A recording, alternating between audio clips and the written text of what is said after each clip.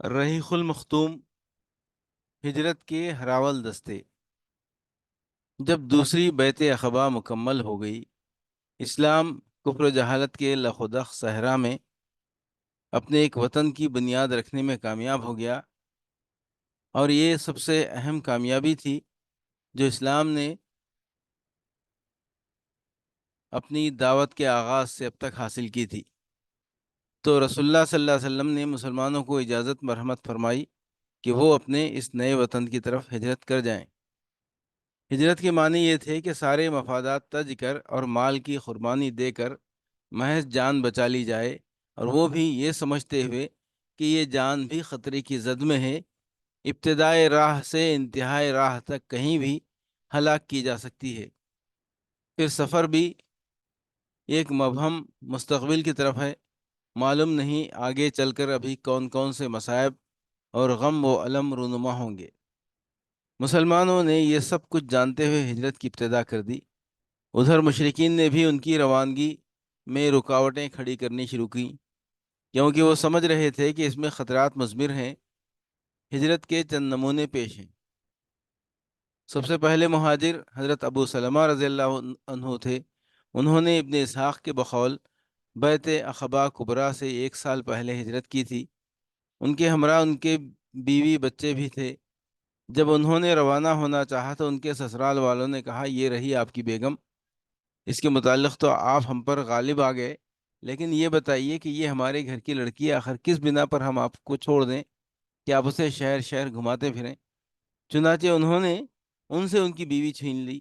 اس پر ابو سلمہ کے گھر والوں کو تاؤ آ گیا، اور انہوں نے کہا، جب تم لوگوں نے اس عورت کو ہمارے آدمی سے چھین لیا تو ہم اپنا بیٹا اس عورت کے پاس نہیں رہنے دے سکتے۔ چنانچہ دونوں فریق نے اس بچے کو اپنی اپنی طرف کھینچا، جس سے اس کا ہاتھ اکھڑ گیا، اور ابو سلمہ کے گھر والے اس کو اپنے پاس لے گئے۔ خلاصہ یہ کہ ابو سلمہ نے تنہا مدینہ کا سفر کیا۔ اس کے بعد حضرت ام سلمہ کا حال یہ تھا کہ وہ اپنے شوہر کی روانگی اور اپنے بچے سے محرومی کے بعد روزانہ صبح صبح ابتح پہنچ جاتی، جہاں یہ ماجرا پیش آیا تھا، اور شام تک روتی رہتی۔ اسی حالت میں 1 سال گزر گیا۔ بالآخر ان کے گھرانے کے کسی آدمی کو ترس آ گیا، اور اس نے کہا، اس بیچاری کو جانے کیوں نہیں دیتے؟ اسے خواہ مخواہ اس کے شوہر اور بیٹے سے جدا کر رکھا ہے۔ اس پر ام سلمہ سے ان کے گھر والوں نے کہا کہ اگر تم چاہو تو اپنے شوہر کے پاس چلی جاؤ۔ حضرت ام سلمہ نے بیٹے کو اس کے ددھیال والوں سے واپس لیا اور مدینہ چل پڑیں۔ اللہ اکبر! کوئی 500 کلومیٹر کی مسافت کا سفر، ساتھ میں اللہ کی کوئی مخلوق نہیں۔ جب تنعیم پہنچی تو عثمان بن ابی طلحہ مل گیا، اسے حالات کی تفصیل معلوم ہوئی تو مشایعت کرتا ہوا مدینہ پہنچانے لے گیا، اور جب خبا کی آبادی نظر آئی تو بولا، تمہارا شوہر اسی بستی میں ہے، اسی میں چلی جاؤ، اللہ برکت دے۔ اس کے بعد وہ مکہ پلٹ آیا۔ حضرت صہیب نے جب ہجرت کا ارادہ کیا تو ان سے کفار قریش نے کہا، تم ہمارے پاس آئے تھے تو حقیر و فقیر تھے، لیکن یہاں آ کر تمہارا مال بہت زیادہ ہو گیا اور تم بہت آگے پہنچ گئے۔ اب تم چاہتے ہو کہ اپنی جان اور اپنا مال دونوں لے کر چل دو، تو بخدا ایسا نہیں ہو سکتا۔ حضرت صہیب نے کہا، اچھا یہ بتاؤ کہ اگر میں اپنا مال چھوڑ دوں تو تم میری راہ چھوڑ دو گے؟ انہوں نے کہا، ہاں۔ حضرت صہیب نے کہا، اچھا تو پھر ٹھیک ہے، چلو میرا مال تمہارے حوالے۔ رسول اللہ صلی اللہ علیہ وسلم کو اس کا علم ہوا تو آپ نے فرمایا، صہیب نے نفع اٹھایا، صہیب نے نفع اٹھایا۔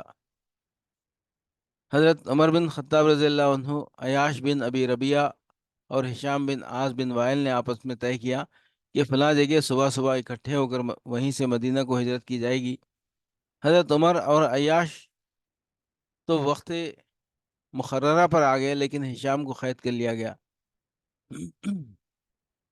پھر جب یہ دونوں حضرات مدینہ پہنچ کر خبا میں اتر چکے تو عیاش کے پاس ابو جہل اور اس کا بھائی حارث پہنچے۔ تینوں کی ماں ایک تھی۔ ان دونوں نے عیاش سے کہا، تمہاری ماں نے نظر مانی ہے کہ جب تک وہ تمہیں دیکھ نہ لے گی، سر میں کنگھی نہ کرے گی اور دھوپ چھوڑ کر سائے میں نہ آئے گی۔ یہ سن کر عیاش کو اپنی ماں پر ترس آ گیا۔ حضرت عمر رضی اللہ عنہ نے یہ کیفیت دیکھ کر عیاش سے کہا، عیاش دیکھو، خدا کی قسم یہ لوگ تم کو محض دین سے تمہارے دین سے فتنے میں ڈالنا چاہتے ہیں، لہٰذا ان سے ہوشیار رہو۔ خدا کی قسم، اگر تمہاری ماؤں کو جوؤں نے اذیت پہنچائی تو وہ کنگھی کر لے گی، اور اسے مکہ کی ذرا کڑی دھوپ لگی تو وہ سائے میں چلی جائے گی۔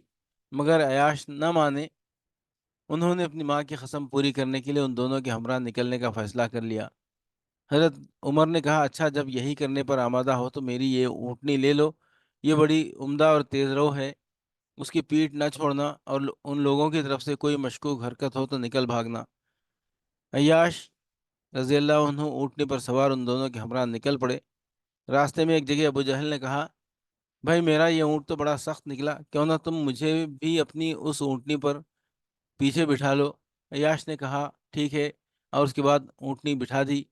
ان دونوں نے بھی اپنی اپنی سواریاں بٹھائیں تاکہ ابو جہل عیاش کی اونٹنی پر پلٹ آئے، لیکن جب تینوں زمین پر آ گئے تو یہ دونوں اچانک عیاش پر ٹوٹ پڑے اور انہیں رسی سے جکڑ کر باندھ دیا، اور اسی بندھی ہوئی حالت میں دن کے وقت مکہ لائے اور کہا کہ اے اہل مکہ، اپنے بیوقوفوں کے ساتھ ایسا ہی کرو جیسا ہم نے اپنے اس بیوقوف کے ساتھ کیا ہے۔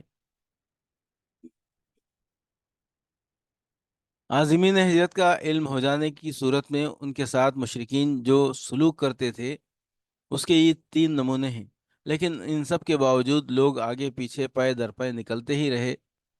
چنانچہ بیعت عقبہ کبریٰ کے صرف 2 ماہ چند دن بعد مکے میں رسول اللہ صلی اللہ علیہ وسلم، حضرت ابوبکر اور حضرت علی کے علاوہ کچھ ایسے مسلمان ضرور رہ گئے تھے جنہیں مشرکین نے زبردستی روک رکھا تھا۔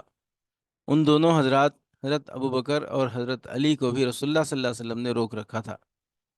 رسول اللہ صلی اللہ علیہ وسلم بھی اپنا ساز و سامان تیار کر کے روانگی کے لیے حکم خداوندی کا انتظار کر رہے تھے۔ حضرت ابوبکر رضی اللہ عنہ کا رخت سفر بھی بندھا ہوا تھا۔ صحیح بخاری میں حضرت عائشہ رضی اللہ عنہا سے مروی ہے کہ رسول اللہ صلی اللہ علیہ وسلم نے مسلمانوں سے فرمایا، مجھے تمہارا مقام ہجرت دکھلایا گیا ہے۔ یہ لاوے کی 2 پہاڑیوں کے درمیان واقع ایک نخلستانی علاقہ ہے۔ اس کے بعد لوگوں نے مدینہ کی جانب ہجرت کی۔ عام مہاجرین حبشہ بھی مدینہ ہی آ گئے۔ حضرت ابوبکر رضی اللہ عنہ نے بھی سفر مدینہ کے لیے ساز و سامان تیار کر لیا، لیکن رسول اللہ صلی اللہ علیہ وسلم نے ان سے فرمایا، ذرا رکے رہو، کیونکہ توقع ہے مجھے بھی اجازت دے دی جائے گی۔